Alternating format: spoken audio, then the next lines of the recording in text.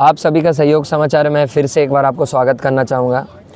आज का जो इम्पोर्टेंट डे है वो काफ़ी महत्वपूर्ण है हमारे लिए, क्योंकि आज ही के दिन गुरु तेग बहादुर, जो कि गुरु हरगोविंद के बेटे थे और 90वें गुरु थे, और उस समय के कह सकते हैं कि रिलीजन के लिए उन्होंने बहुत बड़ा फ़ाइट लड़ा उस मुग़ल एम्पायर से। लेकिन लड़ाई के दौरान उनको सबसे बड़ी जो दिक्कतें फेस करनी पड़ी वो थी लैक ऑफ यूनिटी हमारे देश में।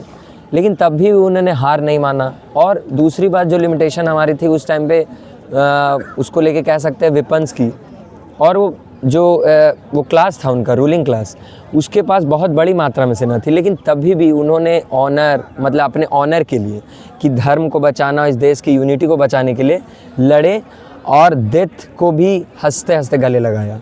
तो इसलिए आज के दिन हम उनकी शहीदी मनाते हैं। दिल्ली में उनका बहुत बड़ा गुरुद्वारा है और उसमें बहुत बड़ा फंक्शन, और भारत ना कि पूरे विश्व के जितने भी सिख हैं वो आज के दिन बहुत बड़ा फेस्टिवल के तौर पे और एक सेलिब्रेशन के तौर पे मनाते हैं कि उनके धर्म में इतने महान गुरु आए और इतने अच्छे अच्छे टीचिंग्स, क्योंकि उन्होंने कभी भी रिलीजन को इस नज़रिए से नहीं देखा कि वो लोगों को बांटने का काम करे। वो हमेशा रिलीजन में यूनिटी की बात करते हैं, हिंदू धर्म की रक्षा करने में वो कभी भी पीछे नहीं हटे।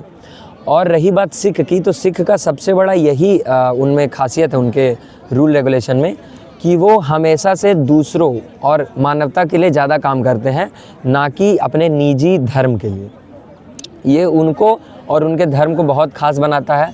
हम आज उनको श्रद्धांजलि देते हैं सहयोग की तरफ से, कि आने वाले समय में जितने भी हमारे जनरेशन्स है वो जाने कितने महान थिंकर, इतने महान रिलीजियस लीडर हमारे बीच रहे थे और इतने अच्छे अच्छे टीचिंग्स दे के गए। और एक जो कहा जाता है कि सम्मान के लिए जान भी देना पड़े तो वो हम देंगे, और उसका सबसे बड़ा एग्जाम्पल हमारे सामने गुरु तेग बहादुर हैं। इसी से हम आगे बढ़ते हैं, वो हमारा है कोट। आज का जो हमारा कोट है वो काफ़ी एक यूएस की बहुत महान लेडी रह चुके हैं, जिसको रूजवेल्ट की पत्नी के तौर पे हम जानते हैं, एलेनोर रूजवेल्ट। उनके द्वारा काफ़ी अच्छा लाइन कहा गया था, it is better to light a candle than curse the darkness. मतलब अंधेरे में बैठने से अच्छा है कि आप एक दिया या एक मोमबत्ती ही जला लें। क्योंकि इससे हमें क्या समझना चाहिए, इससे हमें ये समझ में आता है कि हमेशा हम अंधेरे में बैठे रह जाते हैं कि भाई एफर्ट मारने से कुछ नहीं होगा, या कह सकते हैं आप यूपीएससी के एग्जाम्पल ले लें, या यूपीएससी के नहीं एग्जाम्पल ले लें, हम अपनी लाइफ के एग्जाम्पल लें, कि हमारे दिमाग में बचपन से ऐसा डर हो जाता है कि डार्कनेस इज़ द रियलिटी, हमेशा हमें दुख ही मिलेगा, कुछ भी कर ले हम, कितना कुछ भी पाले, खुश नहीं रह पाएंगे। लेकिन इस अंधेरे में इस चीज़ को सोच के बैठ जाना, इससे बहुत दुगना अच्छा कि आप एटलीस्ट घर से बाहर निकले, एक स्टेप बाहर बढ़ाएं। क्योंकि एक स्टेप आपको, आपकी जो पुरानी सोच है उससे आपको ऊपर उठाएगी। आपका जो अपना पुराना पर्सनैलिटी है, कहा जाता है कि आदमी कुछ ऐसा रोज़ करे कि जो पुराना वो था उससे अपडेट वर्जन निकले। तो वो जो अपडेट पर्सनैलिटी आपकी आएगी वो आपके अंदर कुछ वैल्यू एडिशन करेगी। तो घर में बैठे रहना या हार मान के बैठे रहना बिकॉज ऑफ फेलवर, बिना किसी कोशिश के, उससे बेहतर है कि आप एफर्ट मारें। क्योंकि एटलीस्ट आपके पास काफ़ी सारी टीचिंग्स आएंगी, लेसन्स आएंगी, जो आगे चल के आपको और भी मदद करेगी स्टेप आपको बढ़ाने में आगे। इसके साथ हम अपने पहले आर्टिकल की ओर बढ़ते हैं। पहला आर्टिकल हमारा है एयर पोल्यूशन को लेकर। जैसा कि हम जानते हैं, आपके दिमाग में एयर पोल्यूशन सुनते ही आपको दिल्ली का ख्याल आ गया होगा। दिल्ली अभी पूरे भारत में, यहाँ तक कि पूरे विश्व में, one of the most polluted capital in the world है। पूरे विश्व में जितने भी अलग राजधानियाँ, यहाँ तक सिटी भी कंपैरिजन कर लें तो इतनी स्थिति ख़राब नहीं है किसी की, जितनी स्थिति हमारे राजधानी की ख़राब है। ये हमें बोलने में बहुत दुख हो रहा है, लेकिन ये सच है और ये हार्श रियलिटी हमें एक्सेप्ट करना पड़ेगा। और अगर हम इसे एक्सेप्ट नहीं कर दें तो हम इससे लड़ नहीं पाएंगे। अभी जो रिपोर्टेड AQI हमारी दिल्ली की वो है 381। आपको मैं बता दूं कि 400 से 500 के बीच की लिमिट होती है ओवर, जो कह सकते हैं लास्ट लिमिट, AQI जो नापने वाली मशीन होती है उसकी। तो लिमिट से चीज़ें ऊपर जा रही है और ये पता नहीं चल पा रहा है। ऐसी काफ़ी क्लिप निकल के आई हैं इसके तथ्यता पे कोई साबित नहीं होता, लेकिन ये चिंताजनक है कि जो मशीन है जिससे AQI हमें पता चलता है, उस मशीन के आसपास प्यूरीफायर घुमाया जा रहा है। क्यों? क्योंकि उस मशीन में दर्ज ना हो पाए कि कितना हमारा वाकई में रियल AQI है। बाहर की इंटरनेशनल काफ़ी सारे ऑर्गेनाइजेशन या रिसर्च विंग्स ये बता रही हैं कि दिल्ली की है कि AQI 1700 तक पहुंच गया है, जो कि मतलब इमेजिन नहीं कर सकते कितने सिगरेट, कितने अल्कोहल, कितने टोबैको कंजप्शन से एक्सट्रीम है। 100, 200, 300 सिगरेट मायने नहीं रखता। इतनी ज़्यादा ख़तरनाक है कि अगर जो कोई बच्चा न्यूली बॉर्न चाइल्ड है या कोई अस्थमा या रेस्पिरेटरी रिलेटेड प्रॉब्लम है, तो उनको जान का खतरा बहुत ज़्यादा बढ़ जाता है। और ये प्रॉब्लम इतनी सीवियर हो गई, इसके बावजूद भी सबसे चिंता वाली विषय ये है कि हम उसको लेके कहीं से भी सीरियस नहीं हैं। मानते हैं कि दिल्ली में रहने वाली पॉपुलेशन 3 करोड़ है, लेकिन इस देश में 140 करोड़ आबादी रहती है। लेकिन क्या ये हमारा रिस्पॉन्सिबिलिटी नहीं बनता कि हम अपने कैपिटल को साफ़ करें? क्योंकि गर्व से तो बोल देते हैं कि दिल्ली दिल वालों का शहर है, लेकिन उन दिल वालों के दिल जल रहा है। और ये इतनी स्थिति ख़राब है कि लंग्स में इतने सारे डिजीज़ हो रहे हैं कि वहाँ के एम्स के डॉक्टर्स हैं, उनके सीधा बयान आया है, आप आर्टिकल में देख लेंगे कि जी आप अफोर्ड कर सकते हैं तो आप दिल्ली को 6 महीने के लिए छोड़ के चले जाएं, क्योंकि दिल्ली में रहना जहर पीने के बराबर हो चुका है। और यहाँ तक बोला गया है कि ये जो दिल्ली है, दिल्ली एक सेकंड मैम, थोड़ा क्वेश्चन पूछ ली इसमें। नहीं आप बता दीजिए। और ये भी आया है आउटकम में कि लगभग अभी ओवरऑल जो पॉपुलेशन है हमारे वर्ल्ड का, उसमें से 50% ऑफ द स्टूडेंट पॉपुलेशन जो है वो इस पोल्यूशन के कांटेक्ट में आ चुकी है। और कहीं ना कहीं देखा जा रहा है कि हर घूमता हुआ बच्चा, हर तीसरा बच्चा उस पोल्यूशन का शिकार हो चुका है, और वो बहुत ही बड़ी लंग्स की प्रॉब्लम से आने वाली इन फ्यूचर में वो सफ़र करने वाला है। तो ऐसा माना जा रहा है कि कहीं ना कहीं जो एक मास करे आएगा, बहुत बड़ी डेथ जो आएगी लार्ज पॉपुलेशन में, तो वो हार्ट अटैक से ही होगा या हार्ट बीमारी से ही होगा, क्योंकि ये पोल्यूशन ने हर तीसरे इंसान के फेफड़े को उतना गंदा कर दिया है। जैसा कि मैम ने बताया कि मतलब बेसिकली यही है, बेसिकली बात यही इंपॉर्टेंट है कि मैम ने बताया कि लगभग 50% स्टूडेंट्स पॉपुलेशन अप्रॉक्सीमेटली डायरेक्टली और इनडायरेक्टली गंदे एयर से सामना उनका हो रहा है, साबित मतलब उसका सीधा क्या उसको बोलते हैं इनकाउंटर हो रहा है उनको। तो इसके कारण जो सबसे बड़ा इम्पॉर्टेंट क्वेश्चन निकल के आ रहा है, जो हमारी यूथ जनरेशन है, जिसको आगे चल के सारे अलग अलग पदों को संभालना है, एक तरीके से कह सकते हैं कि हर एक देश को संभालना है, क्योंकि उन्हीं में लोग में से कोई प्रधानमंत्री, कोई राष्ट्रपति, कोई IAS ऑफिसर, कोई मान के चले छोटा शॉपकीपर बनेगा, तो पूरी इकॉनमी और पूरा एक पब्लिक साइकिल चलेगा। तो इस साइकिल को चलाने वाला यूथ पे इतना बड़ा खतरा मंडरा रहा है कि चीज़ें इतनी एक्सट्रीम हो चुकी है कि सर्वे ये बता रहा है कि आने वाले समय में जो सबसे बड़ा डेथ का नंबर होगा, वो उसका कारण सबसे बड़ा बनेगा बैड एयर, या कह सकते हैं सबसे ख़राब जहरीली हवा, वर्स्ट क्वालिटी ऑफ एयर। तो इस वर्स्ट क्वालिटी ऑफ एयर के कारण इतनी एक्सट्रीम चीज़ें हो रही, इतना बड़ा रिसर्च आ रहा है, लेकिन यहाँ क्वेश्चन ये निकल के आता है कि हम आप जो बड़ी जनता पॉपुलेशन है, जो कॉमन सिटीजन, उन तक ये प्रॉब्लम क्यों नहीं उनको प्रॉब्लमेटिक लग रहा है वाकई में। एट द एंड लोग न्यूज़ तो देख रहे हैं, लेकिन न्यूज़ को स्किप करके वो यह सोच रहे हैं कि हमारे पास तो एयर क्वालिटी अच्छी है। लेकिन मैं आपको बता दूं कि इंडिया के लगभग सिटीज़ में AQI वेरी पुअर और पुअर कंडीशन में चल रहा है। यहाँ तक कि प्रयागराज की बात बताऊँ तो 200 के आसपास से ऊपर ही रह रहा है ये 3-4 दिन से रेगुलर, और दिवाली के आसपास के बाद से ही चीज़ें एक्सट्रीम लेवल पर बढ़ रही है। ये प्रयागराज का एग्जांपल है, जो कि ना कोई कैपिटल है, ना कोई हब है इकॉनमी का सबसे बड़ा भारत में, लेकिन एक Tier 2 सिटी होने के बावजूद भी इतनी एक्सट्रीम में चीज़ें चल रही है। तो सोचिए मुंबई, बेंगलुरु, दिल्ली और अलग अलग चेन्नई, ये सब अलग अलग सिटीज़ का हालत क्या हो गया।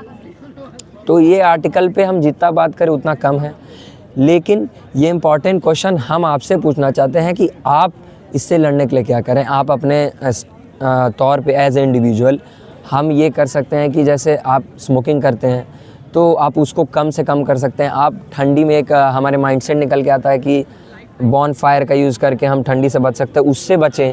आप इंस्टीड ऑफ डूइंग दैट आप गर्म चीज़ें खाएँ, ड्राई फ्रूट्स लें जो कि रियल में आपका एंड बॉडी को गर्म रखेगा। तो इससे क्या होगा, ये छोटी छोटी चीज़ों से प्लास्टिक का, जैसे हम लोग, हमारी माइंडसेट क्या है, गांव में आप जाएंगे तो गांव में क्या होता है कि लोग क्या करते हैं कि एक जगह पूरा वेस्टेज जमा कर देते हैं, फिर उस पर आग लगा देते हैं, आग जला देते हैं। तो क्या होता है, वहाँ कोई नगर निगम की सुविधा नहीं है, वहाँ कोई डस्टबिन की सुविधा नहीं है अच्छे से, तो उनके दिमाग में होता है कि कोई बात नहीं, और वहाँ की पेड़ पौधे जो ग्रीनरी है उसके मौजूद होने के कारण वहाँ का कार्बन डाइऑक्साइड भी वो ले लेते हैं, लेकिन वो कहाँ शहर में जाती है, वहीं गांव से जल के, जो कि दिल्ली का हालत हो रहा है। आसपास के जितने आसपास के पराली जलाए हैं या जितने इंडस्ट्रीज़ हैं या फायर क्रैकर जब फेस्टिवल में जली, सारा जमा हो जा रहा है दिल्ली में जाके, और दिल्ली की हवा इस लायक नहीं कि आप ब्रीथ करें। इसलिए इस प्रोटेस्ट का नाम भी दिया गया ब्रीथलेस फाइट। मतलब आपके पास सांस नहीं है लेकिन उस सांस के लिए आप लड़ रहे हैं। सोचिए अपने आप में कितना आयरॉनिकल है, सांस के लिए क्यों लड़ रहे हैं लेकिन आपके पास लेने के लिए भी सांस नहीं है। तो चीज़ें इतनी वर्स्ट हो गई कि इंडिया गेट पे प्रोटेस्ट बहुत बड़े लेवल पे चल रहा है, लेकिन गवर्नमेंट के द्वारा उनको साइड किया जा रहा है, वहाँ से हटाया जा रहा है, उनसे ये कहा जा रहा है कि इससे पब्लिक ऑर्डर डिस्टर्ब हो रहा है। लेकिन सबसे बड़ा पब्लिक ऑर्डर तो पूरा ईयर ही डिस्टर्ब है, तो पब्लिक बाहर निकलेगी। सबसे बड़ा डिस्टर्बेंस तो हमारे हिसाब से वातावरण में है, तो आप उसको सही ना करके आप प्रोटेस्ट को ख़त्म करना चाहते हैं, ये किस तरह से सही है? तो इस पर किसी का क्वेश्चन हो फिर हम आगे बढ़ें। नहीं, हम फिर अब अपने दूसरे इंपॉर्टेंट आर्टिकल की ओर बढ़ते हैं, वो है यूएन सेक्रेटरी काउंसिल को लेकर, यूनाइटेड नेशन सेक्रेटरी काउंसिल, जो कि यूनाइटेड नेशन का सबसे important United Nation for of organization, एक बहुत इम्पॉर्टेंट इंटरनेशनल ऑर्गेनाइजेशन है, जो कि जितने भी बड़े बड़े काम हैं या जितने बड़े बड़े प्रोग्राम चलती हैं ह्यूमैनिटी बेसिस पे, उसको रन करने का काम करता है। तो अभी क्या क्वेश्चन निकल के आ रहा है कि इंडिया काफ़ी समय से, इंडिया, ब्राज़ील और साउथ अफ्रीका और भी अलग अलग नेशंस वीटो पावर के, जो नंबर ऑफ वीटो पावर हैं, जितने 5 कंट्रीज़ के पास अभी वीटो पावर है। वीटो पावर मैं आपको बता दूं, एक ऐसा पावर है कि किसी भी पॉलिसी पे आप वीटो पावर अगर आप लगाएंगे या एक ही वीटो पावर लगे और पूरी जो मेजॉरिटी है वो उसके अगेंस्ट है, तो आप उसको रोक सकते हैं। Veto power United nation security council में यही बताती है। और ये अभी कुल 5 देशों के पास है, यूएसए, चाइना, रशिया, फ्रांस और ब्रिटेन। तो इन 5 देशों के पास ये है। अगर जो एक हिसाब से हम देखें, एक मेजॉरिटी जो नंबर ऑफ पॉपुलेशन रह रही है वो अफ्रीका में रह रही है, वो एशिया में रह रही है, वो साउथ अमेरिका में रह रही है, लेकिन साउथ अमेरिका में एक भी सीट नहीं है। अफ्रीकन कॉन्टिनेंट, पूरे कॉन्टिनेंट में ऐसा कोई भी कंट्री नहीं जिसके पास वीटो पावर है, जो कि अपने हक को रख सके यूनाइटेड नेशन में, जो उनके खिलाफ या उनसे विपरीत चीज़ें हो रही है पॉलिसीज़, उसके खिलाफ वीटो कर सके। और एशिया में बात करें तो सिर्फ इकलौता पूरा चाइना है, लेकिन एशिया, अगर जो मैं इकलौता इंडिया और चाइना के पॉपुलेशन को मिला दूँ, करीब 25% से ऊपर आबादी ये दो देश में रहती है। तो आप 50% पॉपुलेशन को छोड़ के, यूरोप में करीब 10% पॉपुलेशन भी नहीं है और वहाँ 2 वीटो पावर कंट्रीज़ रहती हैं, फ्रांस और ब्रिटेन। ये कहाँ से रैशनल है, ये कहाँ से इग्लिटेरियन सोसाइटी को सपोर्ट करती है? ये सबसे बड़ा इंपॉर्टेंट क्वेश्चन। तो यहाँ इंडिया कह रहा है, हाल ही में ब्राज़ील में एक मीटिंग चल रही है जिसको IBSA कहते हैं, इंडिया, ब्राज़ील, साउथ अफ्रीका, ये तीनों साथ में बैठ के करीब काफ़ी सालों से ये बैठक करते आ रहे हैं। तो इनकी मांग यही है कि वीटो पावर को और भी देशों को दिया जाए, और ऑन द बेसिस ऑफ, जैसे इंडिया भारत विश्व की सबसे बड़ी जनसंख्या के तौर पे कंट्री बन के उभरी है, सबसे नंबर 1। और जब विश्व की सबसे बड़ी जनसंख्या घनत्व के बेसिस पे, जनसंख्या के बेसिस पे कंट्री को इतना एक पावर नहीं मिल रहा है, तो किस प्रकार से यूनाइटेड नेशन अपने आप को वर्ल्ड का ऑर्गेनाइजेशन कह सकता है? जब सबसे बड़ी आबादी ही अपने आप को रिप्रेजेंट नहीं कर पाएगी, तो कैसे हम किसी और भी जो कह सकते हैं कि हम भाई जो चीज़ें कार्य कर रहे हैं वो विश्व के हित में है? ये क्वेश्चन निकल के आ रहा है। तो इंडिया यही चाहता है कि यूएन कॉन्स्टिट्यूशन में जो उनके आर्टिकल 27 में ये दिया हुआ है कि 5 ही लोगों के पास वीटो पावर है, और ये वीटो पावर उनके जब फॉर्मेशन हो रहा था तब के टाइम का था, इसमें फॉर्मेशन आने की ना ओपिनियन, लेकिन रियलिटी में इस पे चेंज लाने की नेसेसिटी आ चुकी है इस देश में, क्योंकि हमारा विश्व अभी बहुत क्रिटिकल सिचुएशन जूझ रहा है। पहला ग्लोबल कैटास्ट्रॉफी, दूसरा वॉर, तीसरा ह्यूमैनिटेरियन क्राइसिस, कहीं फेमाइन आया हुआ है, कहीं वाटर स्कार्सिटी आ चुकी है। इन सब चीज़ों के तौर पे हम देख सकते हैं कि लिमिटेड लोगों के पास सुपर पावर या पावर रहना ये कहाँ से जायज़ है और कहाँ से सही है। ये क्वेश्चन हम आप पे छोड़ते हैं। आप हमें कमेंट सेक्शन में बताएं कि क्या ऐसा पॉलिसी यूनाइटेड नेशन को लाना चाहिए जिससे वीटो पावर के जो मेंबर्स है उसके मेंबर्स को बढ़ा सके, या अभी जितने मेंबर्स हैं वो ही पर्याप्त हैं हमारे अलग अलग पॉलिसीज़ में लॉज बनाने के लिए। कोई क्वेश्चन हो किन्हीं के पास? हमारा जो तीसरा और सेकंड लास्ट क्वेश्चन है वो है यूएस को लेके। यूएस में हाल ही में लगातार 43 दिनों से गवर्नमेंट शटडाउन चल रहा था। ये शटडाउन कोई इलेक्ट्रिसिटी शटडाउन नहीं है। ये शटडाउन आपको मैं एक तरीके से समझाऊं तो जैसे हमारे यहाँ कर्फ्यू लगता है, तो कर्फ्यू के टाइम में क्या होता है कि गवर्नमेंट की सारी वर्क बंद हो जाती है। या लॉकडाउन का एग्जांपल ले लें, गवर्नमेंट की लगभग काम बंद हो गई थी, ना कोई गवर्नमेंट ऑफिसर्स काम कर रहे थे, ना कोई गवर्नमेंट पॉलिसीज़ बन रही थी, बड़े लेवल पे बन रही थी, इमरजेंसी चीज़ें बन रही थी, लेकिन जो एक इंफ्रास्ट्रक्चर गवर्नमेंट का वो पूरी तरीके से ठप पड़ गया था। वही सेम सिचुएशन 43 डेज़ के लिए यूएस में लागू था। यूएस में था क्यों? क्योंकि यूएस की जब हम बात करते हैं तो सबसे बड़ा जो यूएस से जुड़ने वाली चीज़ है वो है प्रेसिडेंशियल फॉर्म ऑफ गवर्नमेंट। हमारे यहाँ पार्लियामेंट्री फॉर्म ऑफ गवर्नमेंट है, और पार्लियामेंट्री फॉर्म ऑफ गवर्नमेंट में संसद के पास सबसे ज़्यादा पावर होता है, संसद इज़ सुप्रीम। लेकिन जब हम बात करते हैं प्रेसिडेंशियल फॉर्म ऑफ गवर्नमेंट तो वहाँ क्या है, पावर काफ़ी, एक कह सकते हैं कि one of the best example in power distribution as a democratic country lies to US. US के पास ही वो टैग है कि एक बहुत अच्छे लेवल पे वो पावर सेपरेशन किया है कि सारी अलग अलग उनकी इंस्टीट्यूट काम कर सकते हैं। लेकिन ये उनका सबसे बड़ा लिमिटेशन भी है। वहाँ की पार्लियामेंट, जिसे कांग्रेस कहते हैं, वो 2 भागों से मिलकर बना है। पहला है आपका सीनेट, दूसरा है हाउस ऑफ रिप्रेजेंटेटिव्स।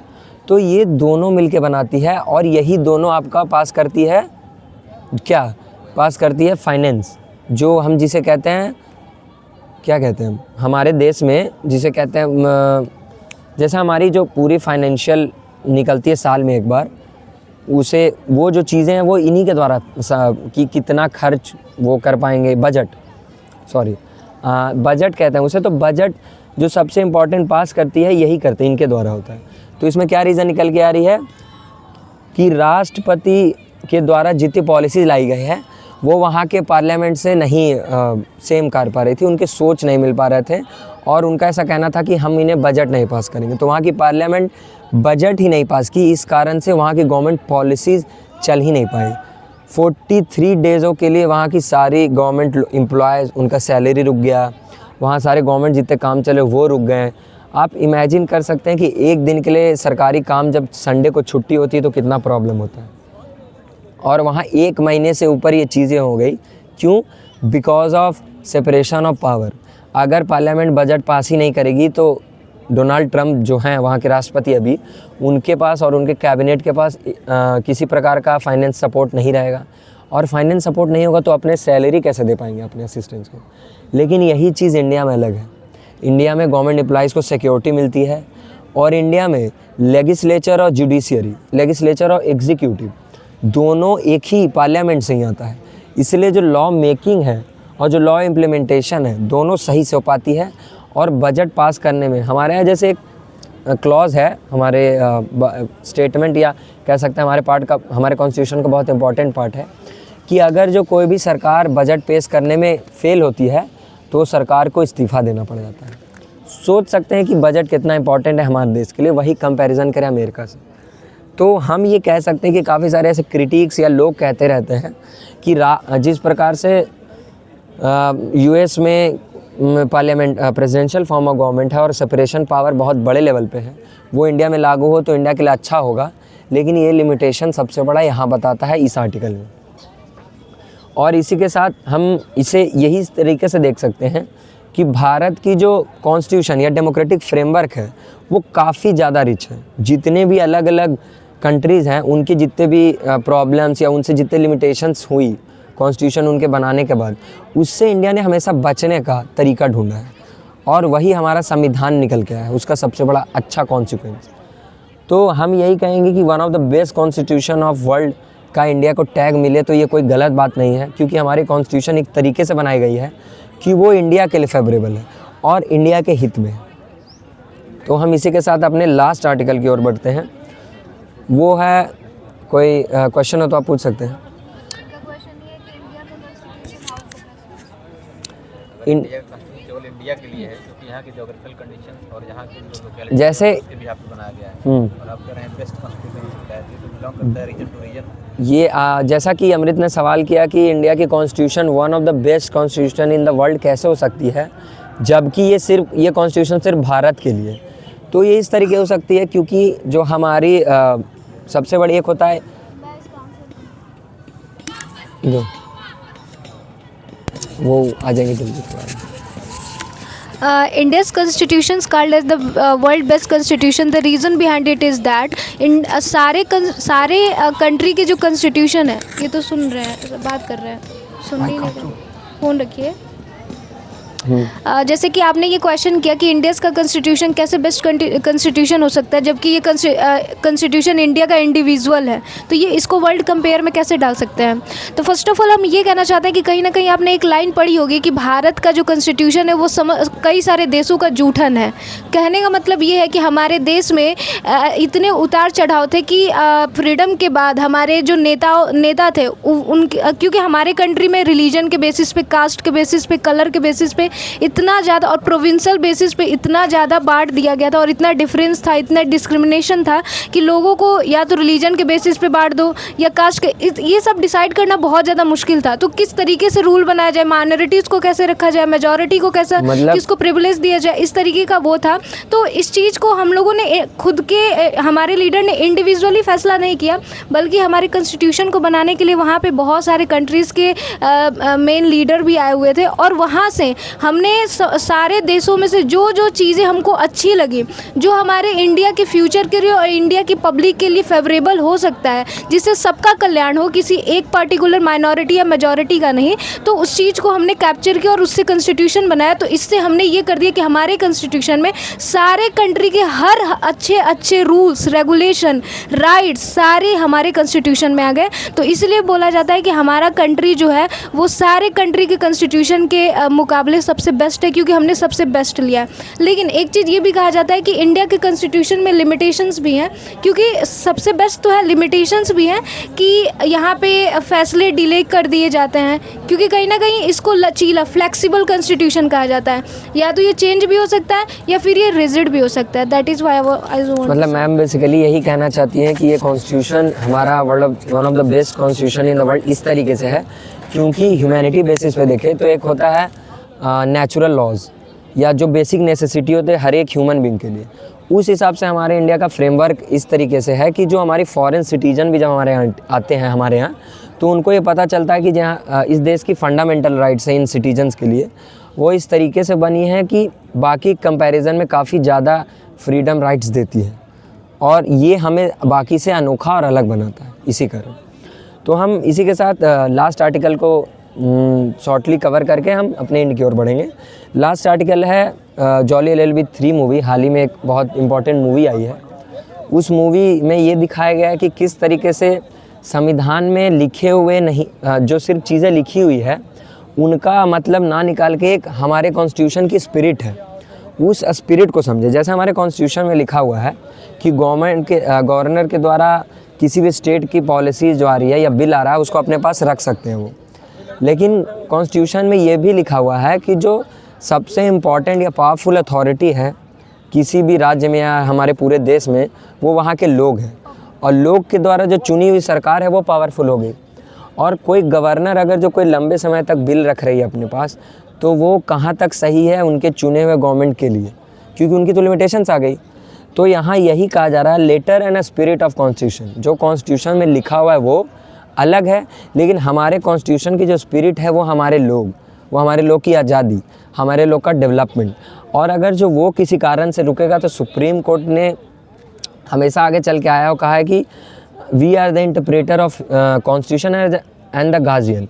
तो एज अ गार्जियन वो अपने कर्तव्य मान के लॉज भी बनाती हैं अपने मतलब अपने लिमिटेशन से ऊपर आके। इसलिए कभी कभी कहा जाता है कि जुडिशरी अपने दायरे से आगे जा रही है। तो ये आर्टिकल में यही कहना चाहता है कि overreaching of judiciary sometimes good for the people of state और people of our own country. तो ये क्वेश्चन यहाँ निकल के आता है फिर से कि जुडिशरी, इस पूरे मूवी में भी ऐसा दिखाया गया कि जुडिशरी किस तरीके से काम कर रहा है और किस तरीके से जुडिशरी का लिमिटेशंस हो रहा है। लेकिन एक तरफ जुडिशरी अपने दायरे से बाहर निकल के लोगों के हित के लिए और लोगों का फंडामेंटल राइट्स को बचाने के लिए काम कर रहा है। तो आप पे ये क्वेश्चन छोड़ के मैं जाना चाहता हूँ कि आप ये बताएं कि जुडिशल ओवर रीच सही है या पार्लियामेंट को ही एकलौता ऐसा पावर होना चाहिए कि वो लॉज बनाए। धन्यवाद। कल इसी एनर्जी के साथ आपसे मिलेंगे। सहयोग समाचार में आपका स्वागत।